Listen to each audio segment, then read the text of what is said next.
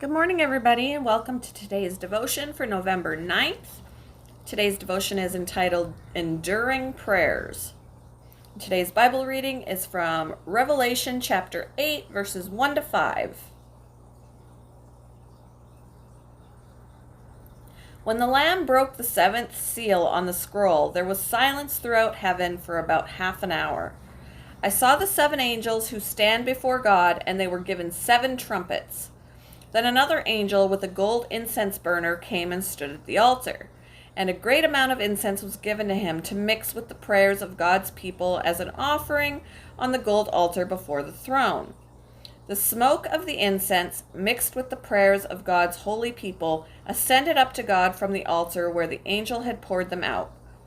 Then the angel filled the incense burner with fire from the altar and threw it down upon the earth, and thunder crashed, lightning flashed, and there was a terrible earthquake.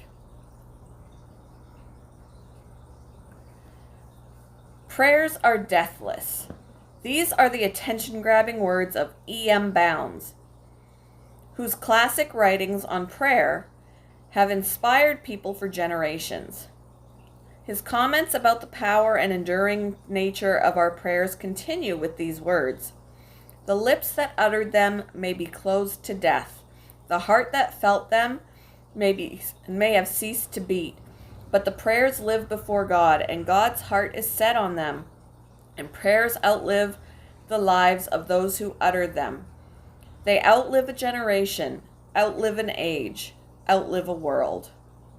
Have you ever wondered if your prayers, particularly those birthed out of difficulty, pain, and suffering, ever make it to God? The insightful words from Bounds reminds us of the significance of our prayers, and so does Revelation 8, verses 1 to 5. The setting in heaven, the throne room of God, and the control center of the universe, angelic attendants stand in God's presence. And one angel, like the priests of old, offers him incense along with the prayers of all God's people. How eye-opening and encouraging to have this picture of the prayers offered on earth rising to God in heaven. When we think that our prayers may have been lost in transit or forgotten, what we see here comforts us and compels us to persist in our praying, for our prayers are precious to God.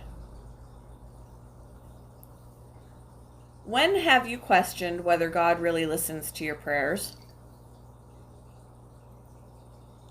How can passages like Revelation chapter 8, verses 1 to 5 breathe new life into them? Thank you for joining me for today's devotion, and I hope you all have a wonderful day.